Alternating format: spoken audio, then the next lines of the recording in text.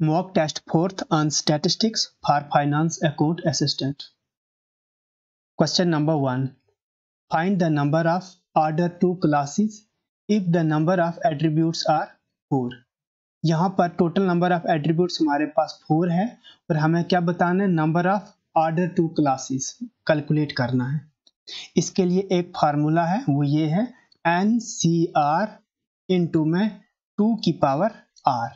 यहाँ पर n क्या है, n है टोटल नंबर ऑफ एट्रीब्यूट्स और R क्या है हमारे पास, ऑर्डर। जिस ऑर्डर का आपको निकालना है वो R है। जैसे कि इस क्वेश्चन में n है आपके पास, यहाँ पर n है आपके पास 4, क्योंकि टोटल एट्रीब्यूट्स हमें 4 चाहिए, 4 है।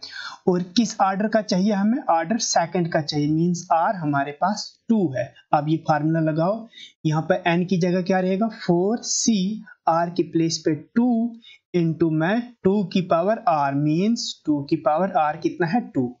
अब निकल जाएगा ये 4C2 मींस 4 को आप एक्सपेंड करो 2 टाइम्स, मींस 4 इंटू 3 और डिवाइड बाई 2 इंटू में 2 की पावर 2 कितना होता है 4 होता है।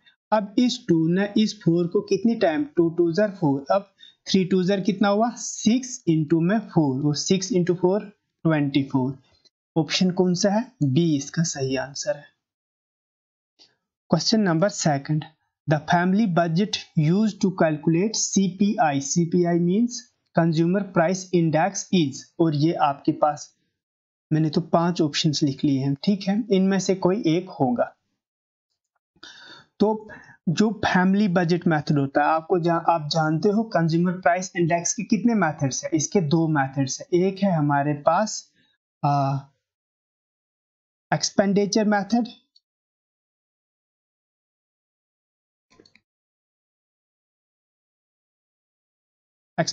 मेथड, और दूसरा है हमारे पास फैमिली बजट मेथड।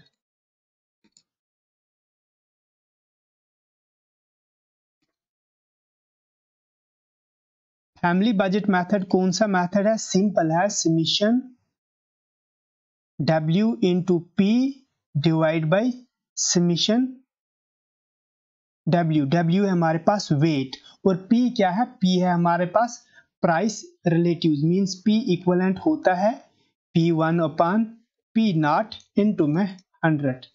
तो याद रख लेना फैमिली बजट मेथड ये है, ये हमारा weighted average of price relatives भी कहता है। जो आपके पास वेटेड वाले 2 मेथड्स होते हैं, एक है वेटेड एवरेज और दूसरा होता है कौन सा, वेटेड एग्रीगेट। वेटेड एग्रीगेट में वो 3 आते हैं, लेस पेयर, पास्चीज और फिशरीज। तो यहाँ पर ये है इसका सही मेथड, और PW अपॉन कौन सा है, ये वाला, ऑप्शन बी इसका सही आंसर है। देखो ये सी और बी में सिर्फ इतना डिफरेंस है, इधर मैंने मल्टीप्लाई 100 रखा है, बट इसके मल्टीप्लाई में 100 यहाँ पर नहीं है, क्योंकि वो इस पी के मल्टीप्लाई में ऑलरेडी होता है, ठीक है। इसका सही आंसर है option B. Question number 3. Circular test is an extension of, option है time reversal test, factor reversal test, unit test और नन ऑफ दीज। तो आपको मैं बताऊं, सर्कुलर टेस्ट जो होता है it is an extension of time reversal test. इसका सही आंसर है ऑप्शन ए। बट अब इनमें फर्क क्या है, what is time reversal test या फिर सर्कुलर टेस्ट, इनके बीच का डिफरेंस क्या है, तो सीख लो। हमारे पास अगर 2 ईयर्स दिए हों, सपोज 1 ईयर, एक ईयर को मैं डिनोट करता हूँ 0 से, दूसरे वाले ईयर को मैं डिनोट करता हूँ 1 से। जब 2 साल दिए हों तब हम अप्लाई करते हैं टाइम रिवर्सल टेस्ट। अब अगर नंबर ऑफ ईयर्स, वो क्या है, number of years is greater than 2, मतलब 3 है या 3 से ज्यादा है, तब हम अप्लाई करते हैं सर्कुलर टेस्ट। कैसे करते हैं देख लो, यहाँ पर ये 2 ईयर है, एक बेस ईयर 0 और दूसरा करंट ईयर सपोज हम 1 ले रहे हैं। इन 2 में हम टाइम रिवर्सल टेस्ट कैसे अप्लाई करेंगे, मींस यहाँ पर ऐसे करेंगे, price of 1 with respect to 0 into में price relative of 0 with respect to 1। अगर इनका प्रोडक्ट 1 आएगा, ये कहलाता है हमारा, ये क्या कहलाता है हमारा टाइम रिवर्सल टेस्ट। अच्छा, P01 का क्या मतलब होता है, P01 का मतलब होता है P1 summation P1 upon summation P0 into में 100। ये होता है क्या P01, price relative of 1 with respect to 0। अगर कोई बोले P10 क्या है, इसका मतलब 0 वाले का निकाल रहे हैं 1 के रिस्पेक्ट में, मतलब summation P0 divide by summation P1 into में 100।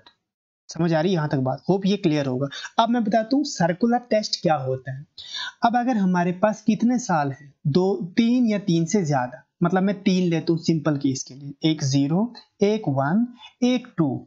अब मैं यहाँ पे 3 साल के लिए अप्लाई करूंगा। कैसे? एक लिखूंगा मैं P01 मतलब price of 1 with respect to 0, फिर मल्टीप्लाई में P12 means price of 2 with respect to 1, फिर मल्टीप्लाई में P02, हाँ ये इक्वल होगा 1। ये है हमारा सर्कुलर टेस्ट। सर्कुलर टेस्ट के लिए मिनिमम आपको कितने चाहिए? 3। देखो जब 3 चीजें होंगी ना तभी तो वो एक कंप्लीट सर्कल बनेगा, मतलब घूमेगा। 2 पे तो वो सर्कुलर नहीं होगा। अब 3 से ज्यादा भी होगा तो भी सर्कुलर टेस्ट ही लगेगा। अगर आपको मैं क्विकली बताऊं कि फैक्टर टेस्ट क्या होता है। फैक्टर टेस्ट हमारे पास जो इंडेक्स नंबर होता है, इसमें हम 3 किस्म के हमारे पास प्राइस रिलेटिव्स होते हैं। एक होते हैं प्राइस रिलेटिव्स, दूसरा होता है हमारा क्वांटिटी रिलेटिव्स, और तीसरा होता है हमारा वैल्यू रिलेटिव्स। अब यहाँ पे प्राइस रिलेटिव्स को जब आप मल्टीप्लाई करते हो क्वांटिटी रिलेटिव्स, अगर ये बराबर आता है वैल्यू रिलेटिव्स के, इसको हम बोलते हैं फैक्टर टेस्ट।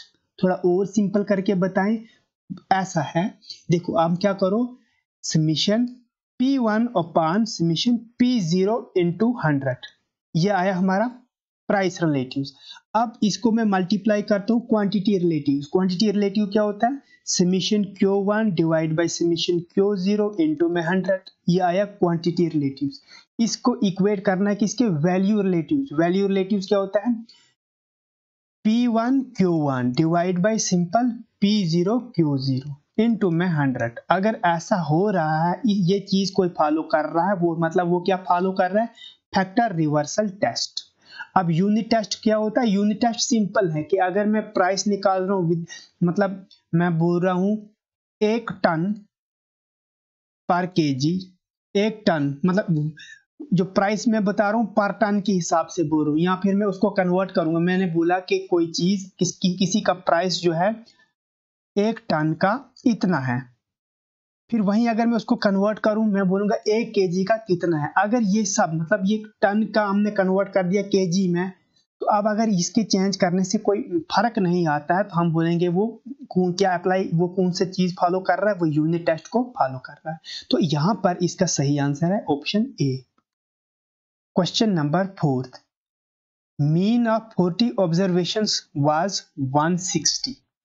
ठीक है, it was detected on rechecking that the value of 165 was wrongly copied as 125 for the computation of mean.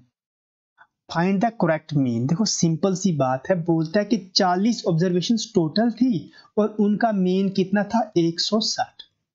ये देखा गया कि 165 की जगह हमने एक वैल्यू में 125 ही लिखा था, तब ये आया। अब अगर हम सही लगाएं, मतलब 125 ना, हम 125 की जगह 165 ही अप्लाई करें, तो तब मीन कितना आएगा? देखो सिंपल है, 40 बंदू का मीन मतलब 40 ऑब्जर्वेशंस का मीन 160। इसका मतलब हर एक की वैल्यू कितनी है?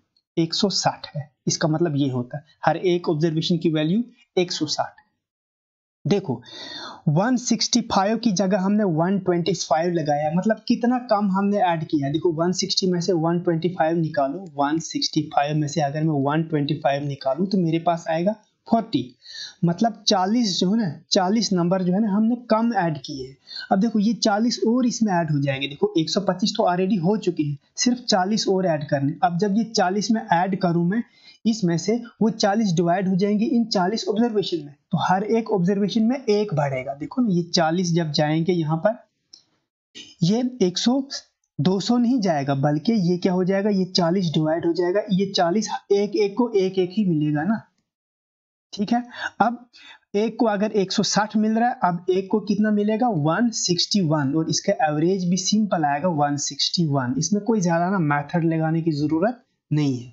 ऑप्शन सी इसका सही आंसर आएगा। Question number 5, histogram is the graphical representation of frequency distribution of. देखो हिस्टोग्राम क्या होता है, हिस्टोग्राम और बार डायग्राम, इन दोनों में फर्क ये होता है, हिस्टोग्राम में जो हम ये बार्स बनाते हैं ये क्या होते हैं, ये कंटिन्यूस होते हैं, इनके बीच में गैप नहीं होता है। तो इसलिए हिस्टोग्राम हमेशा और हमेशा कौन सा डाटा रिप्रेजेंट करता है, continuous series.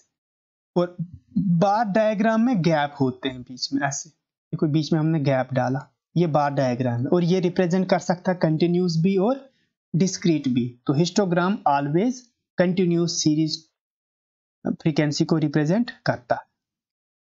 Question number 6, the mid value of class interval is 42 if the class size is 10 then upper and the lower limit of the class are। क्या बोल रहा है, बोल रहा है मिड वैल्यू है कितनी 42, साइज है क्लास का कितना 10, तो हमें बोलना upper limit and lower limit. इसका तो वैसे एक फार्मूला होता है उससे निकल जाता है, कैसे हम बोलते हैं upper limit plus lower limit divide by 2, और ये बराबर आ जाएगा 42 की। इस तरीके से निकलता है, लेकिन मैं आपको बिल्कुल सिंपल बताऊंगा जिसमें कुछ भी नहीं करना है आपको। देखो मिड वैल्यू होती है बीच वाली वैल्यू, मतलब 42। अब इसका साइज कितना है 10 है, 10 अगर साइज है इसका मतलब 5 वैल्यूज यहां से आगे होंगी, 1 2 3 4 5, और 5 वैल्यूज यहां से पीछे होंगी। सिंपल है, समझ आ रही मेरी बात। मिड वैल्यू 42 है, साइज 10 है, साइज अगर 10 है 5 यहां से आगे रखो, 5 यहां से पीछे रखो, फिर ऐड करते जाओ, खुद ब खुद आ जाना है आपको। तो आप क्या करो 42, फिर क्या करो आप 43 44 45 46 47, या यहां से 47, यहां देखो यहां पे क्या आएगा 41, कम करते जाओ 40, फिर 39, फिर 38, फिर 37, ये आपकी लोअर लिमिट आएगी, ये आपकी अपर लिमिट आ गई। अपर लिमिट कितनी आई 47, लोअर लिमिट कितनी आई 37। देखो यहाँ पर है 47 37 37 47। अब हम इन दो में से, ये तो दोनों हैं, हम कौन सा सिलेक्ट करेंगे। आप क्वेश्चन में देखो, क्वेश्चन में है पहले अपर फिर है लोअर, इसलिए पहले बड़ी वाली लिमिट लिखो, तो पहली बड़ी आएगी 47, उसके बाद लोअर है तो उसके बाद लिखो आप 37। इस तरीके से इसका 47 37 ये आएगा। क्वेश्चन में देखना, अगर पहले यहां पर दिया हो तो लोअर लिमिट, बाद में अपर लिमिट, फिर आपका बी आंसर आना था।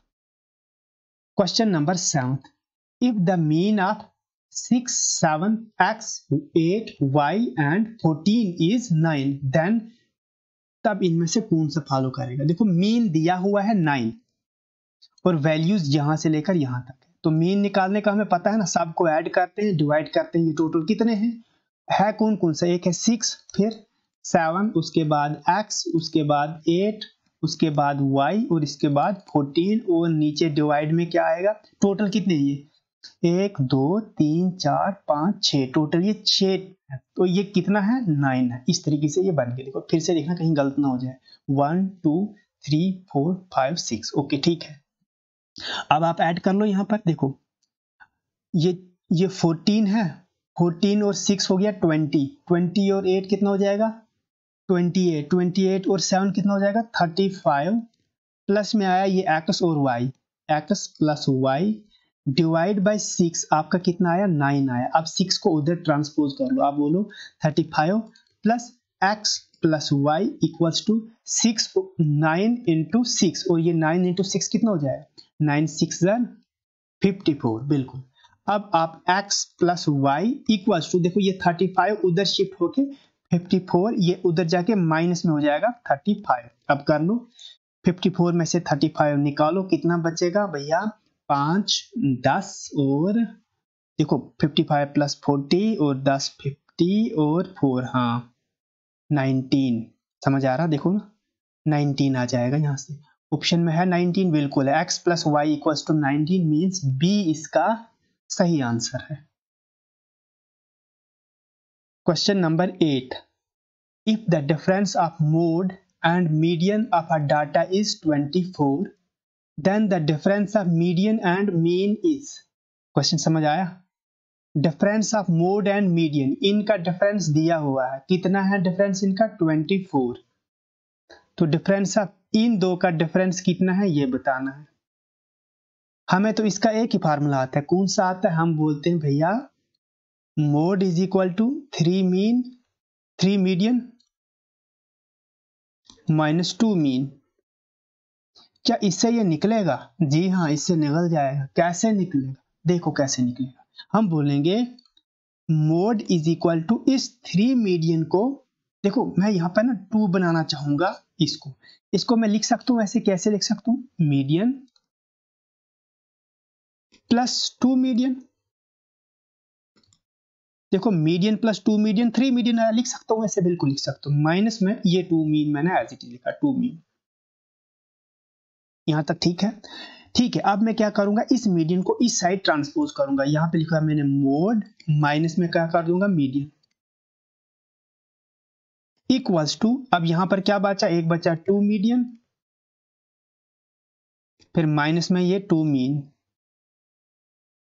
अब देखो ये mode minus median, mode and median का डिफरेंस दिया हुआ है कितना, 24 है। मतलब इसमें मैं इस जगह पे लिख लूंगा मैं कितना, 24 इक्वल्स टू, देखो यहां पर मैं ये दो है, दोनों में तो कॉमन निकालूंगा, अंदर क्या रहा, मीडियन माइनस मीन। अच्छा, मीडियन माइनस मीन ही तो निकालना, इनका डिफरेंस ही तो निकालना, ही तो निकल जाएगा। 2 को इस साइड शिफ्ट कर दो, इस साइड शिफ्ट करेंगे तो ये इस साइड डिवाइड में आएगा, means 24/2 equals to median minus mean. अब ये इसको काटेगा 12 टाइम्स मीन, ये मीड माइनस मीन किसके बराबर आया, 12 के बराबर आया। तो ऑप्शन है बिल्कुल है ए, इसका सही आंसर होगा। Question number 9, if 3 coins are tossed simultaneously, what is the probability of getting 2 heads? क्या बोल रहा है, आपके पास 3 कॉइन्स है, तीनों को एक साथ आपने टॉस कर, आपको बताना है कि 2 हेड्स आने की क्या प्रोबेबिलिटी है। देखो जब आप 3 कॉइन्स को टॉस करते हो तो देखो यहां पर टोटल सैंपल स्पेस, मतलब सैंपल स्पेस, टोटल आउटकम्स कितने आएंगे, 2 की पावर जितने कॉइन्स है, कॉइन्स कितने हैं, 3 है, तो ऊपर 3 लगा लो, तो सैंपल स्पेस आएगा 2 इंटू 2 इंटू 2, वो कितना हुआ 8। यहां तक ठीक है?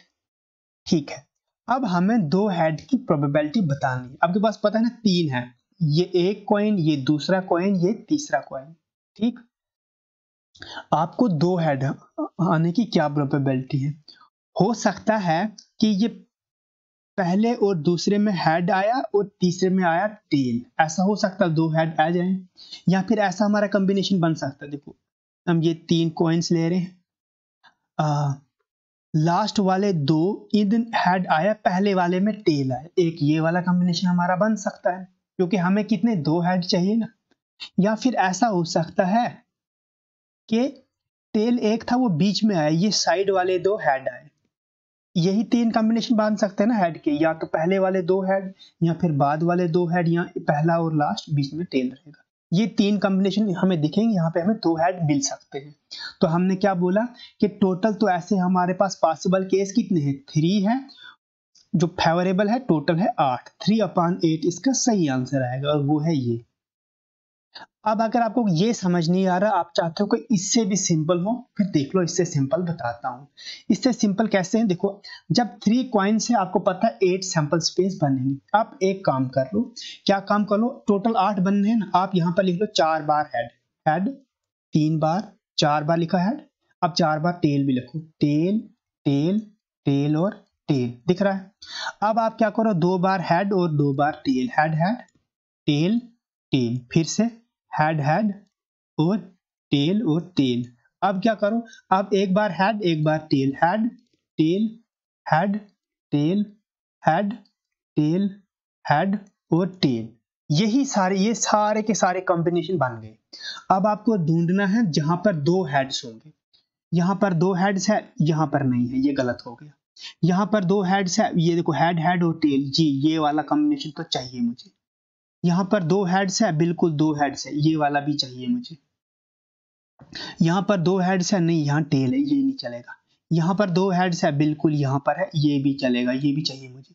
यहाँ पे तो 2 टेल से ये नीचे, यहाँ पे 2 टेल से ये भी नहीं, यहाँ 3 टेल से ये भी। देखो कौन से कॉम्बिनेशन बने, 1 2 और 3, तो वही तो था। ये देखो हेड टेल ये दिखा हमें, दूसरा था ये हेड टेल, ये बीच में टेल, और ये टेल और हेड, यही 3 कॉम्बिनेशन बने, 1 2 और 3, तो आप बोलोगे 3/8। ये इसका सही आंसर आना था।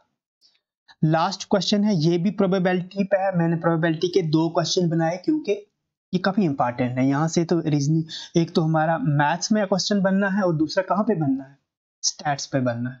तो देखो क्या बोल रहा है question, a bag contains 3 green balls, 4 red balls and 3 black balls. बना दो बैग भैया। ये रहा हमारा बैग, इसमें है 3 ग्रीन बॉल, 4 कितने हैं रेड बॉल है, और 3 है हमारे पास ब्लैक बॉल है। ये हमारा बैग रहा। If 2 balls are drawn at random, यहां से हमें कितने निकालने हैं, 2 balls निकालने। What is the probability that 1 is green and 1 is red. एक ग्रीन होना चाहिए, एक होना चाहिए ग्रीन, और एक होना चाहिए इसमें से रेड। प्रोबेबिलिटी बताओ। देखो पहले, सबसे पहले सैंपल स्पेस डिवाइड में लिखने की कोशिश किया करना। टोटल बॉल्स कितने हमारे पास, 4 3 7 और 3 10, टोटल हमारे पास 10 बॉल है। इन 10 में से सिलेक्ट करने हमें 2, तो सैंपल स्पेस क्या आएगा, 10C2। बिल्कुल। अब हमें क्या होना चाहिए, एक ग्रीन होना चाहिए। टोटल ग्रीन कितने हैं, टोटल ग्रीन 3 है, मतलब इन 3 में से एक होना चाहिए। मैं लिखूंगा 3C1 एंड मतलब मल्टीप्लाई, और एक रेड होना चाहिए। रेड ये है, रेड टोटल कितने, 4, इन 4 में से भी एक चाहिए मुझे, मतलब मैं लिखूंगा 4C1। यहां तक ठीक है, बिल्कुल ठीक है। अब बताओ क्या करेंगे। अब हम ऐसे करेंगे, 3C1, जब नीचे 1 आएगा ना, ऊपर वाला एज इट इज आता है। 3C1 मतलब 3 ही, इंटू 4C1 मतलब 4, डिवाइड बाय, देखो 10C2 मतलब अब 10 को 2 बार एक्सपेंड करना है, 10 इंटू 9, डिवाइड में रहेगा ये वाला 2। करेंगे इसको, बिल्कुल करेंगे। ये 2 इसको 5 से काटेगा, ठीक है जी, काटेगा। अब ये 3 है ना, ये 3 मतलब अभी तक इसको थोड़ा सिंपल कर लेंगे, 3 इंटू 4 डिवाइड बाई 5 इंटू 9 हमारे पास बचा। अब क्या होगा, ये 3 इस 9 को काटेगा 3 टाइम्स, बिल्कुल काटे। अब कुछ कट सकता है, नहीं कट सकता। ऊपर रहा हमारे पास 4 और नीचे 5 इंटू 3, 5 इंटू 3 कितना होता है 15, मतलब 4/15 ढूंढो कहीं।